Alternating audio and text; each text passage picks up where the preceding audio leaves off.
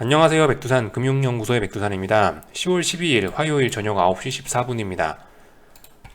미국이 우리 연휴 기간 동안에 2거래일 내내 자빠졌죠. 이유는 고용지표 부진과 인플레이션 우려.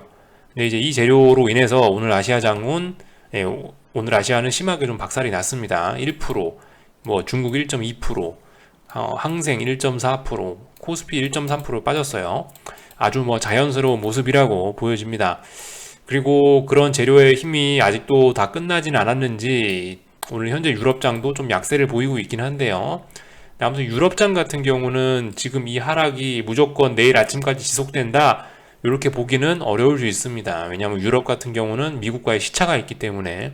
전 지금 유럽이 하락하고 있는 거는, 유럽이 어젯밤에 대략적으로 미국이 상승하고 있을 때 한참 잘 오를 때 여기쯤 마감을 한 거거든요. 그러니까 유럽장은 이 미국의 좋은 거만 이어받아서 상승 마감을 한 거예요. 어제 상승 마감은 아니고 어제 하여튼 그래서 반등을 한 거예요. 유럽장 마감하고 나서 미국이 자빠지기 시작했거든요, 본격적으로. 그러니까 이 부분이 지금 현재 유럽 시장에 반영이 안 돼 있는데, 그거를 지금 현재 반영 중인 거일 수 있습니다. 그렇기 때문에 이제 유럽이 길고 짧은 거는 잠시 후에 미국장 문 열고 또 대봐야지 않은 거고요. 그러니까 아무튼 이런 이야기를 드렸고, 아무튼 또 우리 지금 말씀드렸다시피 미국 시장의 악재가 뭐라고요? 이 어떤 고용지표, 뭐 고용지표 부진, 또 그리고 인플레이션 우려, 이런 이야기를 드렸는데, 이런 지표들이 결과적으로 이게 뭐 전염병이라 이런 것처럼 어떤 일시적인 그런 이슈가 아니죠. 요거는 직접적으로 돈에 관련된 거고 추세적으로 가는 그런 이슈인 겁니다. 이런 거 일시적으로 끝난 이슈가 아니죠. 그래서 저런 이슈의 영향은 계속해서 좀 더 길어질 수 있다라는 거를 생각을 해봐야 될 것 같아요. 그래서 하여튼 뭐 유럽장이나 이런 다른 걸 좀 보기 전에 지금 인플레이션 이야기를 했는데, 아침에 말씀드려야 됐던 거 깜빡해서 얘기 안 드린 거 좀 먼저 한번 체크하고 넘어가자면요. 금리 잘 봐야 되겠죠. 미국 10년물 국채금리 기준으로 잘 보셔야 될 것 같고, 중요하게 말씀드린 자리가 1.555 부근하고, 그리고 대략적으로 여기 뭐 1.7 요 정도 부근입니다. 또 그리고 그 중간에 보시면 지금 한 뭐 여기 정도도 어떤 저항이 있어요. 대략적으로 이런 저항 라인대를 설정하시면 될 것 같습니다. 그래서 지금 일단 뭐 저항이 있는 자리에서 저항을 받고 있다라는 거 확인하실 수가 있겠고요. 근데 아무튼 이 금리의 상승세는 조금 더 이어지지 않을까 싶긴 해요. 다만 지금 버벅버벅 하는 게, 왜냐하면 위쪽에 저항이 많으니까요. 그죠? 저항이 굉장히 두껍기 때문에 지금 현재 버벅버벅 하긴 할 건데, 근데 결과적으로 어떤 뭐 긴축이라든가 인플레라든가 이런 이슈 때문에 이 흐름은 좀 계속 더 이어지지 않을까 싶어요. 네. 그래서 아무튼 쉽게 금리가 내려올 거라는 생각은 일단 하면 안 될 것 같다는 생각이고요. 그러면 대응을 어떻게 해야 될까? 여러분들 이런 금리가 올라간다라고 생각을 하면, 이런 상황에서 솔직히 뭐 채권 이런 거 투자를 하면은 좀 별로 안 좋겠죠, 그죠? 뭐 채권 이런 건 솔직히 뭐 조금 좀 더 시간이 좀 지나야 되지 않을까 싶습니다. 뭐 일단 금리가 다시 내려오는 걸 확인한 이후에 하거나, 아니면 또 이런 생각도 일단 가져볼 수 있을 것 같아요. 제가 예전에 말씀드렸다시피 어떤 투자의 사이클이라는 게 있다라는 말씀을 드렸는데, 대표적으로 뭐 이런 것들, 주식 시장이 한참 오르고 나서 원자재가 오르고 나서 채권이 좋고, 그 다음에 부동산이 핫하고, 그 다음에 주식 시장이 뜨겁고, 이거 이야기 드렸죠. 자산 간의 사이클이 있다고요. 주식 시장이 경제가 좋아갖고 주식 시장이 한참 오르고 나서 주식 시장이 슬슬 꺾여요. 주식 시장이 꺾임에도 불구하고 어떤 경기 호황세나 이런 게 꺾이지 않기 때문에 원자재에 대한 수요는 계속돼서 원자재 가격은 계속 오르고요. 경제가 꺾일랑 말랑, 기업들 실적이 안 좋아질랑 말랑 하는데 원자재 가격이 오르면서 기업들의 타격을 주면서 원자재 시대가, 원자재 폭등, 원자재 버블의 시대가 끝이 나고 금융위기로 연결이 되죠. 금융위기로 연결이 되면은 그럼 이제 채권의 시대가 오는 거고, 채권의 시대가 와가지고 다시 저금리 시대가 되면은 다시 부동산이 활기를 띠고, 부동산부터 슬슬 경기 회복이 시작돼갖고 다시 주식시장이 활성화되고, 이런 사이클 말씀드렸잖아요. 채권 투자하려면 지금 제 생각에는, 지금 우리가 있는 사이클은 제가 봤을 때 여기 어딘가예요. 여기 어딘가. 주식에서 원자재로 넘어가거나 아니면 거의 이쯤 온 타이밍이니까, 뭐 이런 어떤 기본적인 생각을 해봐도 솔직히 채권 쪽은 지금 당장 투자하는 것은 솔직히 좀 약간 의문이겠죠. 물론 이건 이제 일반적인 이야기고요. 채권마다 조금씩 다를 수는 있을 겁니다. 예. 그 와중에도 조금씩 뭐 돈 되는 채권들이 있겠죠. 근데 아무튼 그런 건 잘 모르겠고, 그런 건 생각 있으신 분들이 직접 찾아보시고요. 아무튼 어떤 보편적인 그런 사이클상으로는 지금은 어쨌든 여기 정도 와 있는 것 같다. 채권의 시대는 아직 좀 더 몇 달, 아니면 뭐 연 단위로 좀 기다려야 되지 않겠냐 싶습니다. 물론 그 와중에 지금 채권의 때가 아니라도 뭔가 기회는 있을 수 있겠죠. 근데 아무튼 그다지 황금기는 아니라는 생각이 듭니다. 지금은 어쨌든 원자재가 뜨겁거나 뭐 주식시장이 살짝 꺾이거나 이 정도 타이밍인 것 같다라는 생각 말씀드렸고요. 그래서 뭐 금리 같은 거 좀 간단하게 좀 체크를 했고, 오늘 아시아장 이제 좀 한번 살펴볼까요? 오늘 아시아장 같은 경우 다 같이 하락 마감했죠. 그래서 뭐 일본 같은 경우 어떤 그림일까요? 여러분들 이거 제가 이 위에서 숏 반등심에도 이야기를 드렸는데 일본 숏이요. 이거 지금 팔면 될까요? 일단 계속 들고 가볼 때라 생각합니다. 저는요. 지금 이 전 세계 증시가 대부분 다 어떤 단기 하락 추세 정도는 돼 있어요. 한국 같이 좀 지금 특히 코스피 같이 이렇게 먼저 자빠지는 놈들은 이미 뭐 하락 추세가 시작된 거라고 봐야 될 것 같고, 그런 건 이제 단기 하락 추세라 할 수 없겠죠. 코스피 같은 거는. 아무튼 대부분 글로벌 증시가 단기 하락 추세 정도는 만들어 놨으니까 이 끝까지 물고 늘어져 봐야 돼요. 이게 끝날 때까지. 언젠가 이렇게 다시 올라올지 모르겠지만 이거 올라온다라고 확인되기 전까지는 계속 물고 늘어져 봐야 될 거예요. 쉽게 팔지는 않으셨으면 좋겠습니다. 아무튼 끝까지 들고 가 보시고요. 그래서 이런 자리 지금 저항을 확인하고, 저항 확인했으면 이제 다음번은 아래쪽으로 어떤 지지력을 확인하러 가야겠죠. 이 숏을 팔지 말지는 여기서 결정을 하면 될 것 같아요. 그죠? 여기서 너무 오래 지지하고 다시 튀어오른다, 그럼 팔아야 되겠죠. 근데 여기서 이제 다시 붕괴된다, 그럼 그냥 뭐 계속 이제 들고 가는 거예요. 그죠? 이런 식으로 보시면 될 것 같아요. 그래서 아무튼 뭐 아직 뭐 매수 매도를 결정할 그런 결정적인 때는 아니고 계속 그냥 추세를 끌고 가볼 때인 것 같다라는 이야기 드렸고요. 중국 같은 경우가 이제 오늘 그랬죠. 여기 직전 저점 자리, 여기가 중요한 자리인데 여기 오늘 장중에 장대음봉으로 터치했다가 일단은 올라갔습니다. 이렇게 한 번에 깨는 것도 솔직히 저는 바라지는 않아요. 한 번에 급락하면 분명히 다시 반등 나오게 돼 있어요. 이 자리 이제 며칠 동안 확인해야겠죠. 며칠간 확인하고 지지력 있으면 올라올 거고, 지지력 없고 붕괴되면 그럼 이제 숏 포지션 계속 들고 가는 거고, 그죠? 뭐 이런 식으로 보시면 될 것 같습니다. 지금은 일단 반등 나와야 될 때에서 이거 반등 나온 거죠, 그죠? 특별히 이상한 것은 없습니다.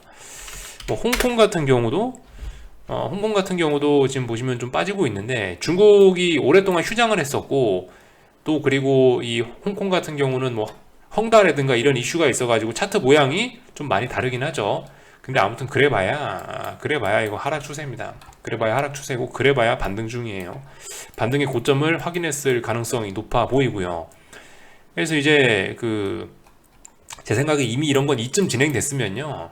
지금 보세요. 얘 같은 경우는 어떤 하락 기울기 1차로 가다가 2차로 지금 가팔라졌죠. 이런 모습으로 갔으면 제 생각에 얘는 아마 끝을 봐야지, 투매를 몇 번씩 맞아야, 어마어마한 투매가 나와야 그나마 추세적으로 다시 재반등을 할 수 있을 것 같다라는 생각입니다. 근데 벌써 작년 3월달 코로나 저점이 그렇게 멀지 않았는데, 솔직히 개인들 심리가 다 그러지 않을까 싶어요. 야, 이 부근은 엄청난 지지력이 있는 자리인데 여기선 반등하겠지 하고 개인들이 많이 달라붙을 것 같긴 하네요. 이런 자리에서 개인들이 달라붙으면 시장이 반등할 수 있을지 여부는 잘 모르겠습니다. 그죠? 이런 자리에서 외국인이 사줘야 아마 반등을 할 수 있을 거예요. 그죠? 만약 코스피라면은, 코스피에 비유해서 그런 표현을 드렸는데, 그래서 솔직히 홍콩이라고 뭐 크게 다르겠습니까? 그죠? 아무튼 홍콩 모양까지 좀 살펴봤고, 참고로 이런 뉴스들이 계속 나오고 있더라고요. 보시면 다 중국 부동산 이야기예요. 뭐 당대 부동산, 뭐 헝다, 신위안 부동산, 이런 이야기들이 나오고 있죠. 아무튼 이 중국 부채 이슈도 계속 진행 중인 것 같습니다. 아직까지는 이 중국 부동산 관련된 이슈와, 또 그리고 미국 인플레이션 이슈와 뭐 미국 고용지표 이슈가 아직까지는 이 셋이서 따로따로 놀고 있어갖고, 지금은 고용지표하고 인플레이션이 약간 합쳐지려고 하고 있죠. 스태그플레이션이랑 고리로요. 근데 중국 부동산은 아직 얘네 둘에 아직 합류하지 못했죠. 아직까지는 별개로 가고 있습니다. 그죠? 근데 이제 어느 순간 얘네가 이제 합체를 하는 순간은 정말 어마어마한 뭔가가 생길 수도 있을 것 같은데, 아직까지 합체된다는 얘기는 아니고 합체되는지 여부를 우리는 좀 보면 될 것 같습니다. 아무튼 뭐 아직까진 찻잔 속의 태풍이에요. 이런 점들을 좀 살펴봤고, 중국 쪽 보니까 오래간만에 위안화 한번 살펴보는데요. 위안화도 그렇습니다, 여러분들. 지금 위안화가 제가 찻잔속 태풍이라고 이야기를 하는 게, 위안화가 지금 아직까지 잘 버텨주고 있다고요. 위안화 강세의 흐름은 일단은 멈췄고 옆으로 박스권으로 기어가고 있는데, 이제 이 박스가 저는 어쨌든 조만간 위로 올라올 거라고 봐요. 근데 어쨌든 아직까지는 아니죠. 아직까지는 요 가운데서 버티고 있죠. 이게 뭐 다행이라고 얘기해야 될지 불행이라고 얘기해야 될지 잘 모르겠습니다만, 하여튼 얘가 잘 버텨주고 있다는 생각이에요. 얘가 버텨주고 있으면은 이게 아마 제 생각에 지금 코스피에 영향을 미치고 있을 거란 생각이 들긴 들거든요. 어쨌든 뭐 외국인 투자자들 입장에서, 유대인들, 거대 금융자본들 입장에서 중국이나 한국이나 다 고만고만한 놈들이란 말이죠. 위안화가 그나마 요 정도로 이렇게 박스권으로 버텨주고 있으니까 지금 원달러 환율이 1200원대에서 또 버벅버벅 하는 게 아닌가 싶어요. 만약에 얘가 방향성 위쪽으로 틀어버리면 원달러 환율은 얼마까지 올라갈 수 있을까요?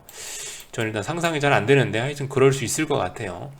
얘가 버텨주는 거 덕분에 지금 원달러 환율이 버티고 주식시장이 그나마 이 정도로 버티는 것 같은데, 코스피가, 그죠? 이걸 근데 다행이라고 이야기를 해야 될지 뭐라고 표현을 해야 될지는 잘 모르겠습니다. 어쨌든 뭐 사실 중국 위안화 환율하고 뭐 코스피 원달러 환율하고 뭐 1대1로 상관관계가 있다, 직접적인 상관관계가 있다라는 말씀은 못 드리겠는데, 근데 아무튼 간에 이것들이, 투자라는 것들이 전부 심리로 연결이 돼가지고 서로 밀접한 영향을 주고받으니까, 특히 위안화하고 원달러 환율과, 위안화나 원화 같은 그런 자산은 비슷한 류의 동종 자산이니까 아무튼 영향을 서로 많이 주고받긴 할 거예요. 그런 점에서 위안화의 모습을 좀 살펴는 봤는데, 아무튼 하방 경직성이 많이 보이고 있죠. 네. 이런 모습들이 보이고 있습니다. 이 정도 체크를 좀 했고요. 오늘 한국은행 이제 코스피는 아시아 쪽으로 좀 넘어오는데, 오늘 코스피 같은 경우는 이제 금리 동결했죠. 솔직히 뭐 한국은행 정책에 관해서 제가 뭐 딱히 드릴 말씀은 없습니다. 한국은행 같은 경우는 어쨌든 한국은 저는 뭐 미국의 경제적 속국이라고 보고 있고, 그냥 한국은행이라는 건 그러니까 미국의 어떤 지방은행 정도라고 생각을 하고 있어요. 지방은행이 연방준비제도 따라가야지 어떡할 거예요. 지가 여기서 갑자기 금리 인하할 수는 없죠. 그죠? 금리 인하할 수는 없고 어느 정도 정책에 좀 발은 맞춰서 따라가 줘야 될 겁니다. 금리 인하 안 한 게 당연한 거고, 금리 동결이나 앞으로 한국은행에 남은 카드는 금리 동결이나 인상이겠죠. 예, 그거밖에 없을 거고요. 다만 이제 뭐 이번에 동결했으니까 다음번에는 뭐 올리거나 하겠죠. 결과적으로 미국이 긴축한다, 인플레이션이 어쩌다 저쩌다 하고 있는데, 계속 동결할 수는 없을 거고, 결과적으로 뭐 언제냐의 문제지 금리는 계속 올라가긴 올라갈 거예요. 한국은행 기준금리 이야기하는 겁니다. 그런 거 볼 수 있을 거고요. 한국은행 기준금리 뭐 긴축적이다 이런 이야기를 하니까 좀 연관해서 한마디 좀 더 드리자면은, 지금 계속 잊지 말으셔야 될 게 전 세계적으로 다들 수도꼭지를 잠그는 추세라고요. 오늘 중국인민은행 같은 경우도 이런 조치를 했습니다. 보시면 뭐 이틀 연속으로 유동성을 흡수하고 있는데, 이게 지금 보시다시피 중국발 계속 이런 뉴스가 나오는데도 불구하고 지금 유동성을 풀지 못하는 거란 말이죠. 옛날 같으면은 좋다 하고 그냥 얼씨구나 하고 돈을 풀었을 건데, 근데 지금 보시면 이런 계속 잡음이 나는데도 불구하고 오히려 유동성을 이틀 연속으로 흡수하고 있다라는 거, 분위기가 좀 달라졌죠. 그래서 이런 점들을 좀 생각을 해봐야 될 것 같습니다. 증시가 작년하고 올해 초까지 좋았던 게 돈빨이 한 80%라고 저는 보는데요. 돈빨이 줄어든다라고 보면 어떻게 되겠습니까? 별로 증시에 좋지는 않겠죠. 그래서 아무튼 뭐 이런 점들 좀 살펴봤고, 오늘 코스피하고 뭐 이런 이야기를 좀 할 건데, 코스피 같은 경우는 솔직히 오늘 저는 382 정도는 지켜줄 줄 알았는데 이것도 붕괴를 시키더라고요. 한국은행 금통위 금리 동결 파워가 약했나 봅니다. 그죠? 그런 미국발 악재, 인플레이션이라든가 뭐 고용지표 악재를 떨칠 수가 없었던 거죠. 그만큼 강력한 악재라는 거고요. 아무튼 제가 사실 진짜 우려했던 건 381을 지킨다 못 지킨다가 문제가 아니고, 이런 자리에서 이제 막 어마어마한 폭락을 할까봐 싶어서 그게 사실 좀 개인적으로는 좀 우려가 됐었는데, 폭락은 하지 않았습니다. 일단 변동성을 터트리진 않았어요. 지금 사실 변동성을 터트릴 만 하거든요. 무슨 이야기냐면 변동성 터트릴 만한 그런 자리를 붕괴시켰어요. 382라는 자리, 직전 저점 이런 거니까 이런 자리를 붕괴시킨다라고 한다면 와장창 할 수 있다고요, 장중에. 근데 지금 보시면 이 정도면은 와장창 한 게 아니에요. 물론 2% 빠졌으니까 많이 빠진 거고요. 선물이 8포인트 가까이 빠졌으니까 많이 빠진 건데요. 근데 그거는 단순히 숫자가 그런 거고, 지금 현재 시장의 변동성이 워낙 확대가 되어 있기 때문에 이 정도는 많이 빠진 게 아니라고 보면 됩니다. 5일선을 봐도, 볼린저 밴드를 봐도, 뭐 이런 것들 저런 것들 봐도 아주 자연스러운 움직임이에요. 이 정도면 변동성이 터진 게 아닙니다. 물론 변동성 지수는 좀 올랐는데 장대 양봉 이런 거 아니잖아요, 그죠? 자연스러운 모습이에요. 풋옵션들도 뭐 오늘 막 완전 여기 정고점을 넘어가면서 막 장대 양봉 뽑은 거 그런 거 아니죠. 오늘 보시면 풋옵션들이 그 한 100%대 정도 났는데요. 이 정도면 대박 난 거 아닙니다. 이건 그냥 평상시에 자연스러운 모습이에요, 이거는. 그래서 아무튼 오늘 제가 변동성이 터질까봐 약간 걱정을 했는데 변동성이 안 터졌다 라는 모습을 좀 볼 수가 있겠습니다.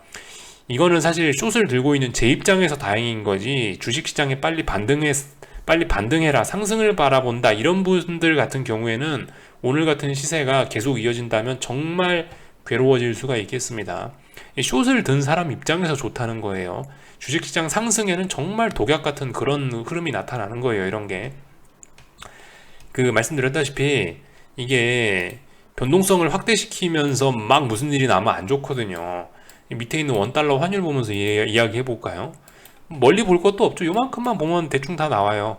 이 뾰족뾰족하면 어떻게 됩니까? 끝에가 뾰족뾰족하면 하락도 크게 나오죠. 상승 이후에 하락도 크게 나오고, 뾰족뾰족 텀벙텀벙하면 하락도 크게 나오고 그렇단 말입니다. 이런 자리 기울기 가파르게 올라가면 가파르게 내려와요. 근데 어때요? 지금 보시면 이게 기울기가 이제 약간 완만해지고 이게 가는 거야 안 가는 거야 하면서 짜불짜불 올라가니까 쉬지도 않고 아주 멀리 올라가죠. 한 번에 이 파동 하나를 길게 끌고 가죠. 이런 점들, 그러니까 뭐예요? 이게 변동성 축소한 거고요. 이게 변동성 확대한 겁니다. 변동성 축소하면서 이렇게 가면 정말 느긋하게 목표치 멀리 가지고 갈 수 있다라는 점 생각을 해봐야 되겠죠.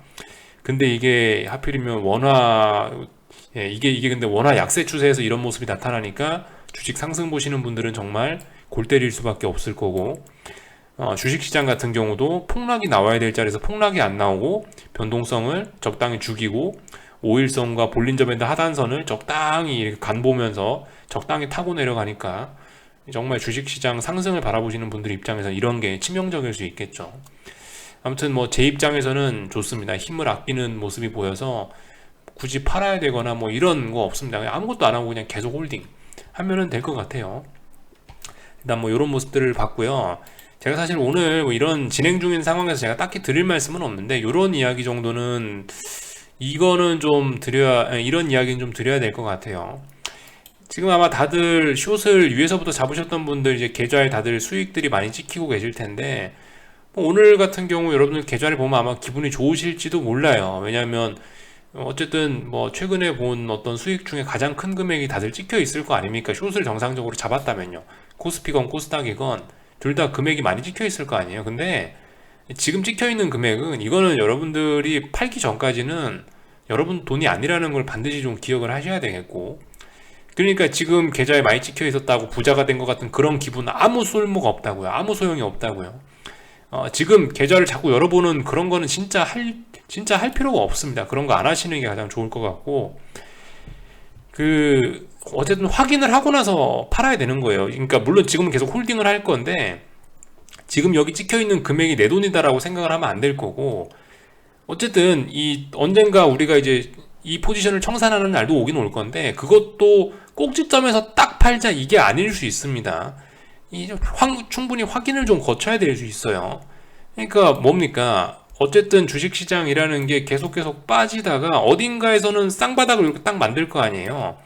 우리는 이런 쌍바닥을 확인하고 나서 얘가 올라오는지, 또 그리고 얘가 직전 고점 여기 이런 자리를 회복하는지 이런 걸 보고 나서, 이거 넘어가는 걸 보고 나서 이때 이제 숏을 청산을 해야 된다고요. 이때.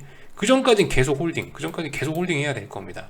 그러니까 뭐예요? 오늘 뭐 지금 이런 자리에서 계좌에 어떤 금액이 찍혀 있다, 이거를 신경 쓰면 안 된다는 거죠. 이거는 그냥 계좌에 그냥 사이버머니가 찍혀 있는 것에 불과합니다. 어쨌든 또 그리고 만약에 이제 뭐 만약에 여기가 어떤 뭐 진바닥이라 치더라도 여기 확인하는 과정, 그죠? 확인하는 과정 거쳐야 되니까 어쨌든 지금 이런 자리에 있는 이런 수익은 못 먹는 거라고요. 어쨌든 우리는 어느 정도는 좀 놔줘야 돼요. 이게 그거죠. 그러니까 증시 격언에 이런 얘기 있잖아요. 무릎에서 사가지고 어깨에서 팔으라 그러잖아요. 무릎에서 사서 어깨에 팔으라 그러잖아요. 위에 머리하고 밑에는 버리는 겁니다. 이만큼은 못 먹는 거예요. 이만큼은. 그러니까 지금 찍혀있는 금액이 뭐 크다고 해서 이거에 기분 좋아하고 지금 그럴 때가 아니라는 거죠. 그러니까 지금 어쨌든 계좌에 찍혀있는 그런 것 때문에 막 기분이 좋고 해가지고 무조건 앞으로 계속 돈 벌 것 같고 이런 생각은 넣어 놓으셔야 되고 언제나 냉철하게 보셔야 된다라는 거. 그래서 하락하고 있는 것도 꼭지점 딱 잡아갖고 아 됐다 하고 딱 끝내는 게 아니고 끝까지 이 추세가 언제까지 갈 건지를 확인하고 쌍바닥이라든가 아니면 뭐 삼바닥이라든가 이런 거 바닥을 확인하고 이런 자리에서 아 지지력이 생겼구나라고 하면 이제 숏을 팔아야 되는 거겠죠, 그죠? 이런 식으로 좀 생각을 하셔야 될 겁니다. 팔 때도 우린 충분히 확인을 하고 팔 거다라는 거. 물론 이 작년 1월 달처럼 말도 안 되는 미친 듯한 오버슈팅이나 언더슈팅 이런 슈팅이 나온다면 그런 자리에서는 뭐 바닥 확인 없이 팔 수도 있겠지만요. 아무튼 뭐든지 확인을 하고 파는 게 좋긴 좋습니다. 그러니까 확인하고 팔아야 되니까 지금 이런 자리에서 찍히는 이런 금액들은 신경 쓰지 말자. 이런 이야기를 좀 꼭 드리고 싶었습니다. 뭐 이런 심리적인 부분이 사실 더 중요하다고 보고요. 삼성전자 같은 거 오늘 7만 원을 깼는데 아직도 하락인자 목표치는 조금 남긴 남았어요. 좀 남긴 남았고 그리고 솔직히 뭐 요런 거 같은 경우 지금 그죠? 누가 봐도 막 삼성전자 저점 매수 한번 해보고 싶지 않습니까? 반등 나올 것 같고 그럴 때가 제일 위험한 것 같아요. 네, 그럴 때가 위험한 것 같아. 어쨌든 매수도 충분히 확인하고 해야 되는 거고 우리가 들고 있는 포지션 청산도 충분히 어쨌든 그죠? 뭐 확인을 해야 될 겁니다. 확인하기 전까지는 뭐 어쨌든 지금 포지션들을 계속 유지해서 나가자고요. 수익이 나고 있는 포지션이라면 꺾이겠다라고 확인되기 전까지는 계속 가보자고요.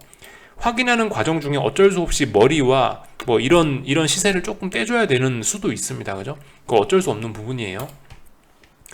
근데 아무튼 이 개인들이 좀 풋옵션 매수가 좀 많긴 많습니다. 근데 어쨌든 그럼에도 불구하고 변동성 죽이면서 계속 가겠다고 하니까 일단 우리는 계속 홀딩을 해보면 될 것 같긴 합니다. 그래서 일단 뭐 이런 정도 이야기를 드렸고요. 뭐 코스닥 시장도 당연히 홀딩이겠죠. 예. 다만 이제 잘 봐야 될 겁니다. 이런 자리 아마 미국장 보고 따라갈 것 같은데 이 자리 뭐 약한 지지력이 나올 수도 있겠죠. 코스닥 150 지수 쌍바닥 가능성 이런 거 보면서 예. 어쨌든 이런 자리 깨더라도 한 번에 막 쉽게 깨지는 않을 것 같다는 생각이 들거든요. 여기 그죠? 직전 저점이니까 중요한 지지력이란 말입니다. 그죠? 이런 자리 당연히 아래 꼴이 나와야 될 자리 아래 꼴이 나오고 있고 이런 자리 좀 잘들 보시면 좋을 것 같아요. 잘 좀 봐야 될 겁니다.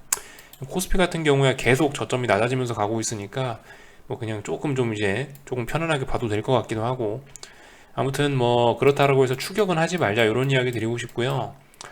아무튼 말씀드렸다시피 뭐 미국이 좀 문제긴 합니다. 미국이 아래쪽에 이 지지력들을 워낙 강하게 만들어 놔서 지금 이렇게 아래 꼬리 달고 언제든지 반등이 좀 튀어나올 수도 있고요. 또 그리고 이 자리를 깬다 하더라도 하루 이틀 만에 쉽게 깨지는 않을 거예요. 아무튼 미국장 저항 이런 자리들 많이 있으니까 저항을 활용해서 뭔가들 해보셨으면 좋겠고요. 생각이 있으시면요 이 반등을 활용하셔서 뭔가 해보셨으면 좋겠고 네. 하여튼 뭐 그렇습니다. 특별히 뭐 드릴 말씀은 없네요. 그죠? 뭐 요런 정도 체크하면 될 것 같습니다. 국제유가 같은 경우 지금 또 계속 아무튼 올라가고 있는데요. 이 국제유가가 올라가고 있으면 당연히 뭐겠어요? 인플레이션 우려가 격해지는 거겠죠. 이게 올라가고 있으면 주식시장도 어쨌든 좀 계속 안 좋을 가능성이 있을 것 같죠. 유가의 흐름 잘 보셔야 될 것 같습니다. 결과적으로 얘는 끝을 보기로 마음을 먹은 것 같아요. 앞으로도 좀 더 올라갈 가능성이 있을 것 같긴 합니다. 인플레이션 추세라는 게 쉽게 꺾이지는 않으니까. 또 그리고 유가 차트만 봐도 지금 여기서 지금 기울기 세우고 있기 때문에 그죠? 여기 이렇게 동그랗게 유가가 지금 이런 자리에서는 약간 지금 보시면 둥글둥글하게 이렇게 올랐잖아요. 근데 지금 보시면 지금은 약간 이렇게 오르고 있거든요. 기울기가 좀 달라지는 것일 수 있거든요. 그러니까 지금 어떤 슈팅을 향해서 가고 있는 것일 수 있습니다. 이런 부분들 좀 잘 보긴 봐야 될 것 같아요. 쉽게 꺾이지는 않을 것 같다라는 거. 그래서 일단 뭐 요런 이야기 정도 드렸습니다. 사실 뭐 특별히 뭐 드릴 이야기는 없고 뭐 어쨌든 뭐 확인을 해야 뭘 어떤 뭐 매수라든 매도라든 뭘 하는 거니까 아직까지 뭐 진행 중이고 뭐 이러니까요. 딱히 뭐 할 건 없을 것 같고. 그래서 일단 하여튼 뭐 여기까지 하겠습니다. 궁금한 거는 리플 남겨주시고요. 또 내일 아침에 뵙도록 하겠습니다. 여기서 마칠게요.